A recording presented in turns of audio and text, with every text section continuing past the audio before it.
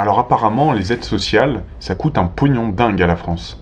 Outre la familiarité de cette expression pour un président de la République, on va revenir dans cette vidéo sur toutes les choses qui coûtent aussi un pognon dingue à la France. Donc cette opération de com de génie, mise en place par la conseillère en communication Sibeth Ndiaye, nous explique que ce discours de Macron a des vertus d'explication et de pédagogie.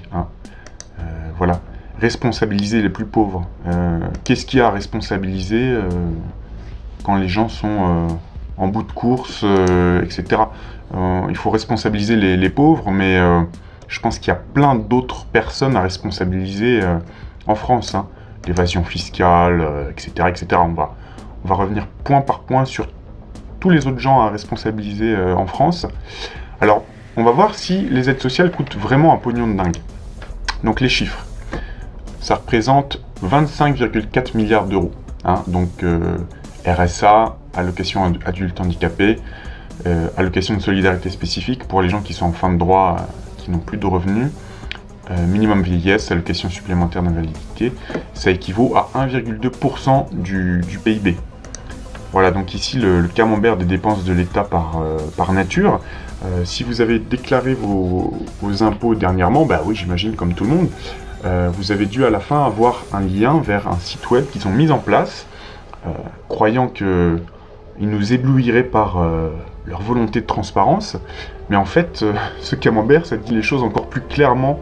Moi-même, il y avait des montants, j'avais des vieux montants en tête, et c'est encore pire que ce que je pensais, quoi. Donc, apparemment, ils sont fiers d'arborer que 41,2 milliards d'euros vont passer en 2018 dans le paiement des intérêts de la dette de l'État. Vous imaginez 41,2 milliards d'euros. Voilà, c'est 11% du budget. Et les aides sociales, 26 milliards d'euros. D'accord. Mais par contre, on ne remet pas une seconde en question ces intérêts illégitimes payés à des banques commerciales privées et au marché financier. Alors que, comme on va le voir un peu plus tard, avant 1973, on pouvait se financer à 0% auprès de la Banque de France. Donc on a d'autres dépenses qui sont hallucinantes. Je crois que dans les dépenses d'intervention, là, 101 milliards d'euros, on a notamment les dépenses en BTP, vous savez, toutes ces... Il y a une seule chose qui marche encore en France, c'est le BTP. C'est tous les ronds-points, les routes, machin, plus ou moins utiles. Ça marche à fond.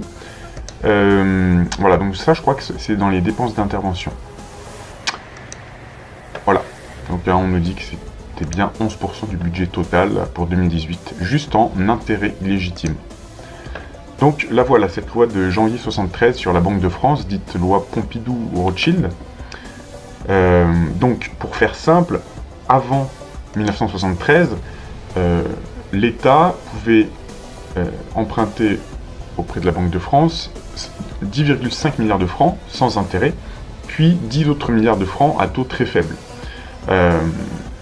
En fait, ce que les lobbies privés des banquiers ont mis en place, c'est qu'ils nous ont d'abord, comme ils font à chaque fois pour nous imposer ensuite une nouvelle loi, ils ont introduit en fait une baisse de la TVA, ce qui nous avait fait perdre 7,5 milliards de francs de recettes, tout d'un coup.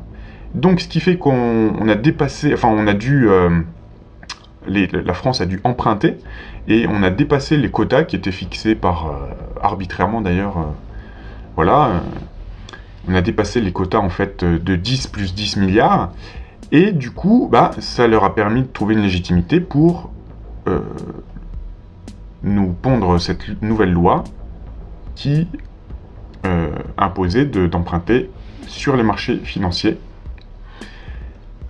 Voilà, donc pour moi, c'est évidemment Pompidou qui a préparé tout ça, qui était un ancien Rothschild, comme notre président actuel. Et c'est passé à la fin du mandat de Pompidou, et on a mis ça sur le dos de Giscard d'Estaing. Je pense même pas que ce soit lui le responsable, mais enfin bref. Et donc, voilà, on rappelle que la France a déjà payé plus de 1400 milliards d'euros d'intérêts à ses créanciers depuis 40 ans. Voilà, donc ça c'est dette publique et charge d'intérêt de la dette en France, donc c'est encore enflé depuis 2011, mais c'est pour vous montrer la progression. Vous voyez, partir jusqu'en 1973, on est à peu près flat, hein, et ça décolle à partir d'ici. Donc on voit bien que à partir de 73, en fait, ce qui enfle complètement la dette totale cumulée, c'est les intérêts qu'on paye sur cette dette. Et après on nous dit que voilà, il n'y a pas d'argent pour ça, ceci coûte trop cher, etc.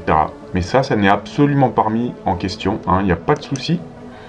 Voilà, par contre, qu'est-ce qu'on a eu dernièrement? On a vu que la France augmentera son budget de la défense pour répondre à la demande de l'OTAN. Hein. Entre 2019 et 2025, un budget de 295 milliards d'euros sera consacré à la défense. Voilà, pour lutter contre quoi? Un terrorisme qui, si ça se trouve, que tous les lobbies de l'armement, du complexe militaro-industriel, nous ont imposé par des plus ou moins fake événements, enfin, on n'en sait rien, mais il y a beaucoup de choses à dire là-dessus.